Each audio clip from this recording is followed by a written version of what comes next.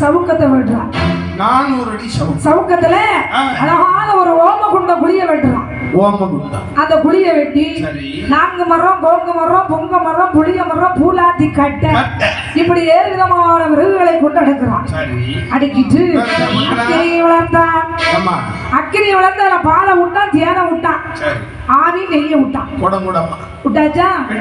குடங்குடமா விட்டாம எரியாதுல அணைஞ்சிட போகும் கூமுட்டையா. சில இடத்துல அப்படித்தான் ஐயர்வாள் மந்திரம் சொல்லுவார். அவன் மந்திரம் சொல்லுவார். அந்த ஓமகுண்டத்தை சுத்தி ஒரு பேர் இருக்க முடியும். மாப்பிள்ளை வாழை கிட்ட எடுத்து வச்சிருப்பாரு. அதாவது கொஞ்ச நேரம் பார்த்துக்கிட்டே இருப்பாரு. அவர் சொல்ற மந்திரத்தை திருப்பி சொல்லவே இல்லை. ஒரு கைக்கு 2 நேரம் தண்ணி ஊறி விடுவாரு. அப்புறம் பன்னீர் விடுவார். அதனால கண்ணை தொடக்கிறது அதனால எரியும். மாப்பிள்ளை தாலி எடுத்து கொடுக்கும் போது ஐயருக்கு கட்டுவாரு. ஆமா, ஏதா ஐயரு கட்டுவாரா? ஆமா, கண்ணு தெரியாம அந்த புகை வந்து கண்ணை மறைச்சு. நான் நினைச்சேன் போதையில மாத்திக்கிட்டோம். புகையில அத பாத்துக்க. என்னடே தவமுறப்பதற்காக புறப்பட்டு வந்தா மல்லன் மகிடாசூரன் பின்னாடி ஆளு வந்துச்சு. ஆமா, ஊர்ல இருந்து 7-8 வண்டியில வந்திருக்காங்க. மண் வெட்டதுக்கு ஆளு இருந்தா மண் வெட்டதுக்கு பாலாரி கம்பை எல்லாம் தூக்கிட்டு வந்திருக்கான். 400 அடி சவுக்கத்துல ஒரு குண்டை வெட்டு. ஓம குண்டை வெட்டி இருக்கு இல்லையா? அப்ப அதுக்கு எவ்வளவு ஆளு? அப்போ 1000 மடங்குல ஒரு கம்பத்தை நாட்டி இருக்கு. அந்த கம்பத்தை தூக்கிட்டு வரைக்கும் எத்தனை பேர் வேணும்? அது மட்டுமா?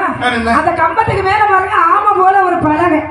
ஆம பலகை. அந்த ஆம பலகையில பாருங்க அழகான ஒரு தலவாழை இலை. அந்த இலையில மாதிரி சம்பா நெல்லு. அத பரப்பி அதுக்கு மேல செப்பு குடம். குடத்துக்கு மேல தேங்காய்.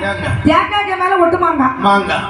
ஒட்டு மாங்காய் என்ன மாங்காய் தெரியும்? ஒட்டு மாங்காய் எனக்கு பிடிக்காது. இல்ல நீல மாங்காவா? இல்ல சப்போட்டாவா இல்ல மல்கோவாவா? அது அப்படி ஒரு மாம்பழம் உண்டுன்னு அப்படி வச்சிருப்பாங்க இல்லையா?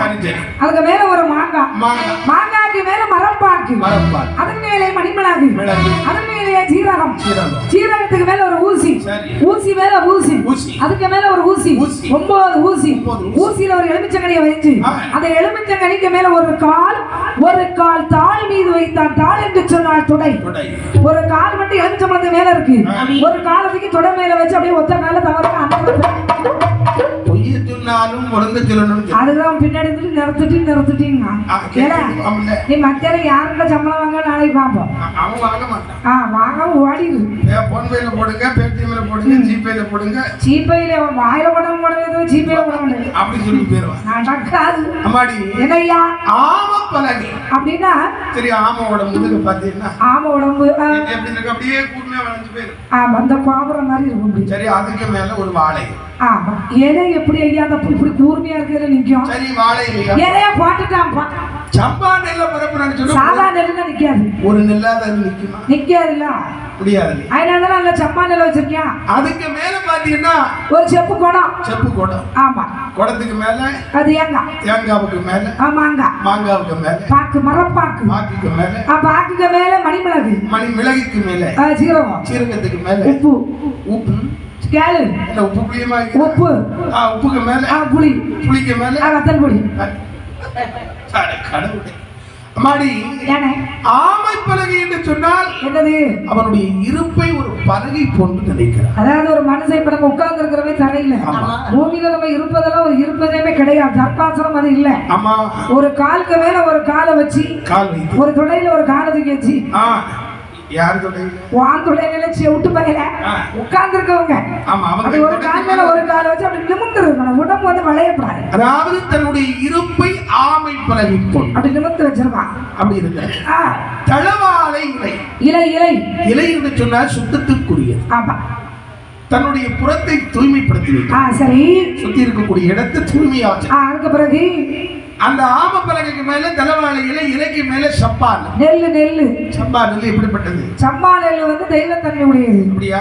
இப்பதான் கோயில்கள்ல வந்து செங்கல்பட்டு, தொப்பி, அந்த பொன்னி இதெல்லாம் பொங்கி போடுறாங்க. அப்படி. ஆனா அந்த காலத்துல தெய்வங்களுக்கு சாப்பாடு அப்படின்னா சம்பா அரிசியில்தான் நைவேத்தியம் பண்ணி வைப்பாங்க. நவதானியங்களில் ஒன்று சம்பா நெல்.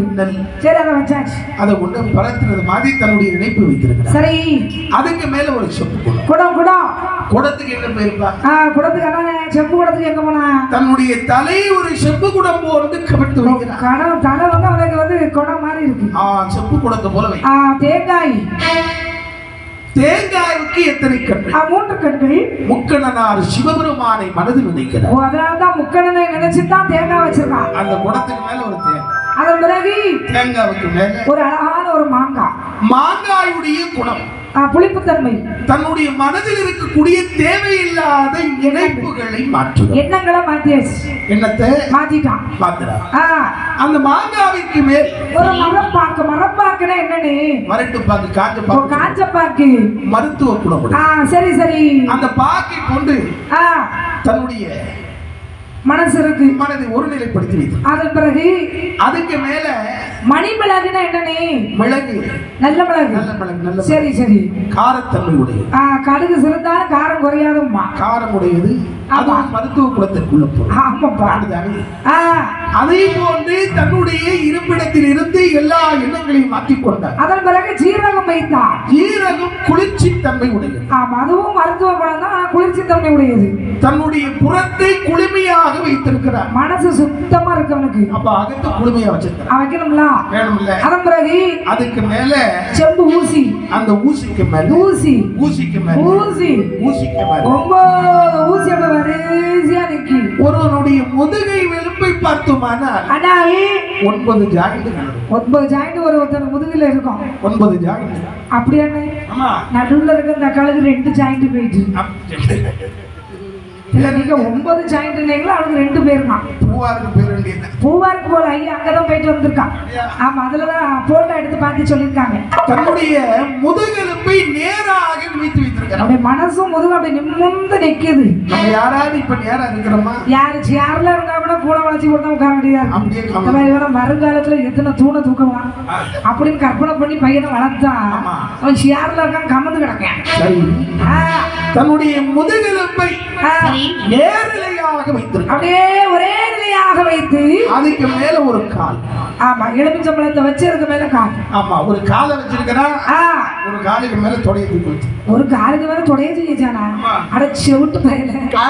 ஒரு கால் எலுமிச்சம்பழத்துக்கு மேல இருக்கு, ஒரு கால் தாள் மேல இருக்கிறது. கால் என்று சொன்னால் துடை. துடை.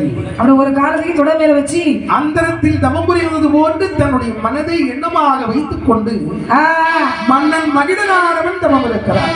இவனுடைய தவத்தின் பெருமையான எப்படி இருக்கிறது? அது எப்படி மாறுகிறது? காற்றடைத்து மழை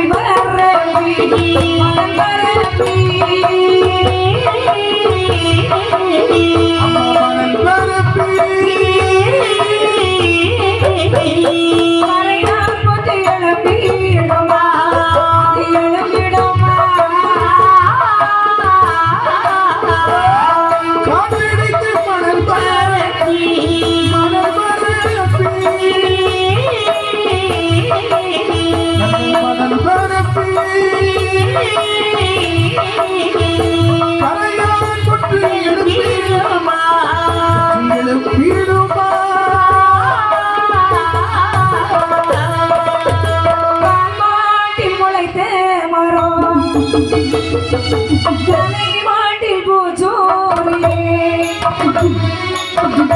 மாட்டில் முளைத்த